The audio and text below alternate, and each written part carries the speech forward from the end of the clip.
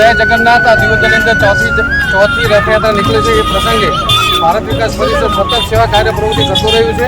તેમાં આ પ્રસંગે આજ રોજ પણ ભારત વિકાસ પરિષદે સરસ મજાનો કેમ્પ કર્યો છે. એમાં એના સૌજન્ય શ્રીજી મસાજ સેન્ટર તરફથી કેમ્પ રાખવામાં આવ્યો છે. ભગવાન એમને ખૂબ સહાયતા કરે અને અમારે ભારત વિકાસ પરિષદ આવી સતત સેવાકીય પ્રવૃત્તિ કરે એમાં જગન્નાથ ભગવાન અમને ખૂબ સહાય કરે અને ખૂબ પ્રેરણા આપે.